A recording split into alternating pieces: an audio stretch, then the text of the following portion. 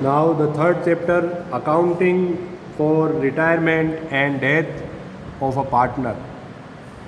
जब हमने second chapter start किया था तो वहाँ आया था reconstitution word, reconstitution of partnership. Reconstitution of partnership का मतलब होता है साझेदारी का पुनर्गठन, कि एक पार्टनरशिप एंड होकर कोई दूसरी पार्टनरशिप स्टार्ट हो तो उसके दो मोड थे। एक था एडमिशन, कि जब पुराने कोई दो पार्टनर, तीन पार्टनर किसी नए तीसरे या चौथे पार्टनर को एडमिशन देते हैं तो उस समय किस तरीके से अकाउंटिंग करनी, तो वो हमने पूरा सेकंड चैप्टर में पढ़ा। सेकंड जो मोड होता है रिकॉन्स्टिट्यूशन का, कि मान लो कोई नया पार्टनर फर्म में एंटर नहीं हो रहा है, लेकिन पुराने जो पार्टनर्स हैं, चार पार्टनर या तीन पार्टनर, उनमें से कोई पार्टनर रिटायर्ड हो रहा है या किसी पार्टनर की डेथ होती है, तो वो किस तरीके से हमको उस समय अकाउंटिंग करनी है, अकाउंटिंग ट्रीटमेंट क्या क्या होंगे। तो रिकॉन्स्टिट्यूशन ऑफ पार्टनरशिप का जो सेकंड मोड है वो है रिटायरमेंट एंड डेथ।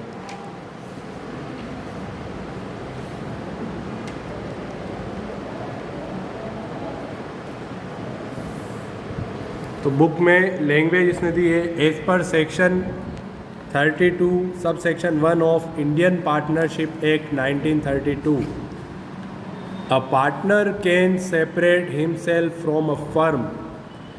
एक पार्टनर अपने आप को फर्म से सेपरेट करना, मतलब अपने आप को फर्म से अलग कर लेना, तो कब कर सकता है। तो फर्स्ट उसने बताया with mutual consent of all partners. सभी जो पार्टनर्स हैं उनकी जब सहमति होगी तो ही वो जा सकता है। कि कोई पार्टनर बिजनेस की बीच कंडीशन में वो अगर एग्रीमेंट तोड़कर जाना चाहे तो नहीं जा सकता। अगर सब पार्टनर्स उसको सहमति देते हैं, परमिशन देते हैं, तो ही वो जा सकता है। ये फर्स्ट कंडीशन।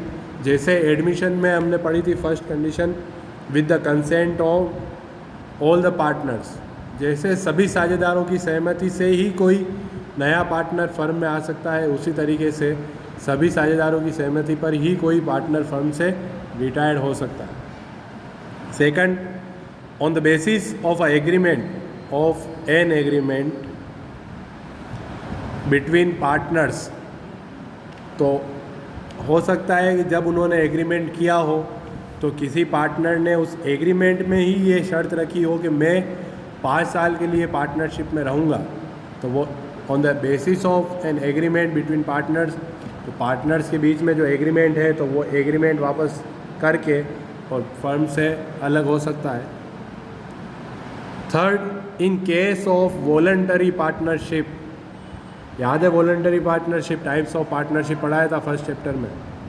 क्या होती है वॉलंटरी पार्टनरशिप? एक और नाम, वॉलंटरी पार्टनरशिप का एक और क्या नाम था? Types of partners, types of partnership सब पढ़े हैं अपन ने। फिक्स्ड टाइम और नॉन फिक्स्ड टाइम अलग है। ये voluntary partnership, partnership at will कहते हैं इसको, ऐच्छिक साझेदारी। एक होती है स्पेसिफिक पार्टनरशिप और एक थी पार्टनरशिप एट विल। तो जब पार्टनरशिप एट विल ऐच्छिक साझेदारी होती है उसको वॉलंटरी पार्टनरशिप कहते हैं।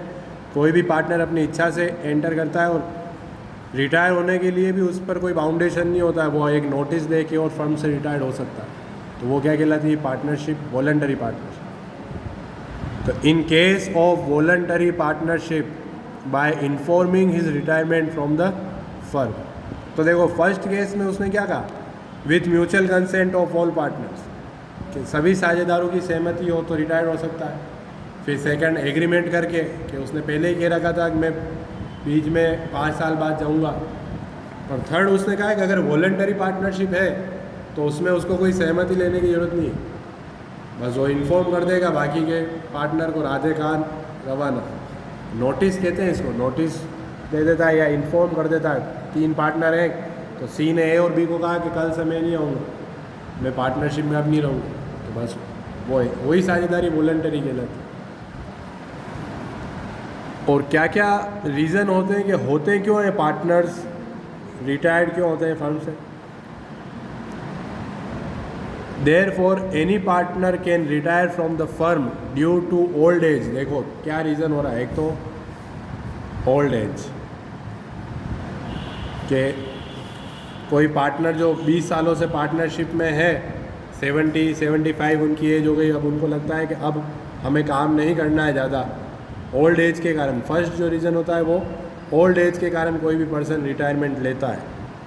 जैसे गवर्नमेंट में तो 60 साल और 65 साल ये एक लिमिटेशन बना रखी है कि इसके बाद वो रिटायर कर देते हैं, वैसे ही पार्टनरशिप में कोई ओल्ड एज के कारण। Second, poor health.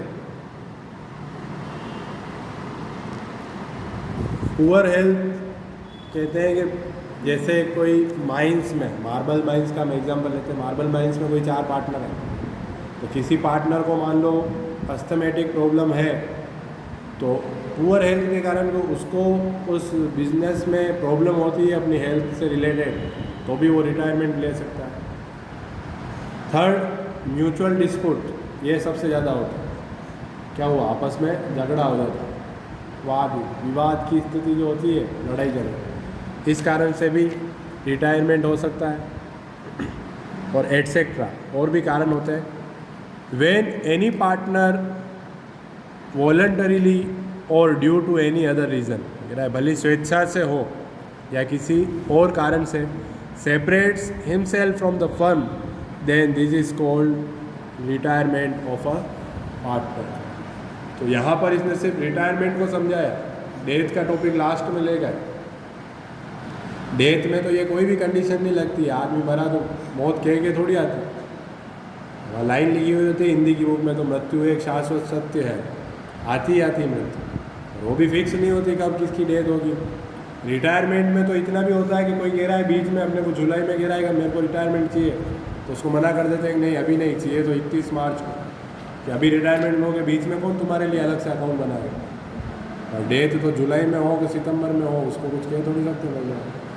तो वो टॉपिक और ज़्यादा इंटरेस्टिंग टॉपिक है डेथ का, जब लास्ट में आएगा। अभी तो इसने कहा है कि कोई भी पर्सन, कोई भी पार्टनर, वो ओल्ड एज के कारण, पुअर हेल्थ के कारण या म्यूचुअल डिस्प्यूट के कारण अपने आप को वॉलंटरीली फर्म से सेपरेट करे या किसी अन्य रीज़न से, किसी दूसरे कारण से वो फर्म से अलग हो, तो इसको कहते हैं रिटायरमेंट ऑफ अ पार्टनर। तो रिटायरमेंट के टाइम हमको क्या क्या अकाउंटिंग ट्रीटमेंट करने हैं, जैसे सेकंड चैप्टर में हमने 5 टॉपिक पढ़े थे। फर्स्ट क्या था, calculation of new profit sharing ratio. तो यहाँ भी न्यू रेशो निकालना पड़ेगा, क्योंकि कोई पार्टनर गया है तो फिर बचे हुए पार्टनर, हुआ क्या, यहाँ भी रिकॉन्स्टिट्यूशन है, एक पार्टनरशिप ख़त्म होके और दूसरी पार्टनरशिप स्टार्ट हो रही, तो यहाँ भी सबसे पहले रेशो आएंगे।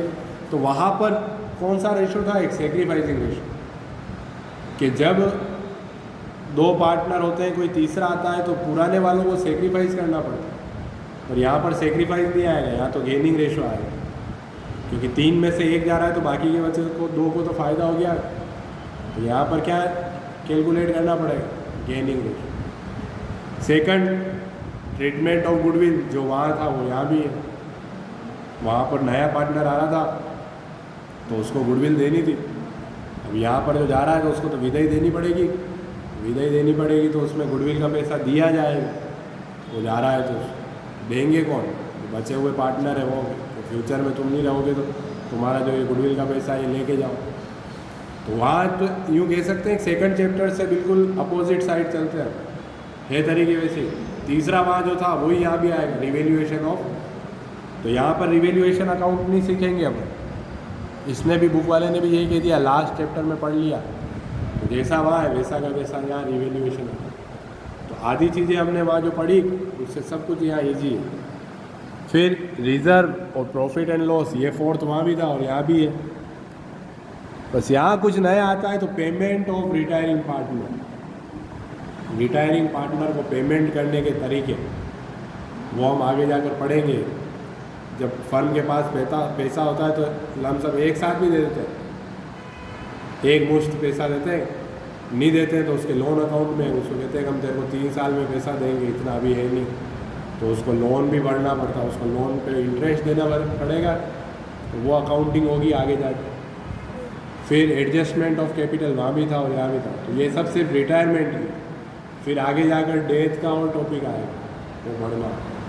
पर ओवरऑल पार्टनरशिप में ऐसे कहते हैं कि 4 चैप्टर जो है तो रिवर्स चलते हैं। देखा जाए तो फर्स्ट वाला सबसे हार्ड, इंटरेस्ट ऑन कैपिटल की कैलकुलेशन, इंटरेस्ट ऑन ड्राइंग की calculation, charge against profit, appropriation of profit, इनमें गड़बड़ हो ही जाती कहीं ना कहीं, गारंटी में, क्लोज पार्टनरशिप अकाउंट। सेकंड वाला जब क्वेश्चन एग्जाम में आता है वो सीधा आता है रिवैल्यूएशन बनाओ, पार्टनर्स कैपिटल और बैलेंस शीट, तो फर्स्ट से थोड़ा इजी, थर्ड सेकंड से थोड़ा इजी, और फोर्थ तो सबसे इजी चैप्टर है।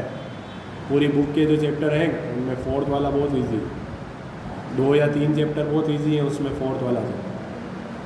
तो ये जो 6 एडजस्टमेंट हैं, ये 6 एडजस्टमेंट तो हमको सिर्फ रिटायरमेंट के टाइम पढ़ना है। क्या क्या है? न्यू प्रॉफिट शेयरिंग रेशो,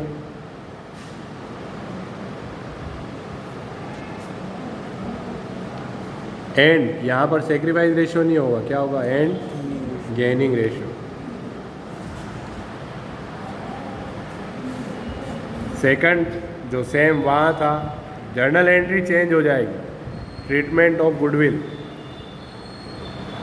तो वो चैप्टर इसलिए बड़ा था क्योंकि वहाँ पर गुडविल क्या होती है वो भी समझाया था, गुडविल की कैलकुलेशन कैसे होती है वो भी समझाया था। तो वो सब तो अपन ने वहाँ सीख लिया, वो यहाँ पे नहीं, यहाँ तो सिर्फ रिटायरमेंट के टाइम गुडविल की क्या एंट्री करनी वही बताए, तो गुडविल का टॉपिक भी छोटा हो गया। तीसरा रिवैल्यूएशन, वो भी हमने वहाँ पढ़ लिया। फोर्थ भी वही topic, general reserve, reserves and accumulated profit.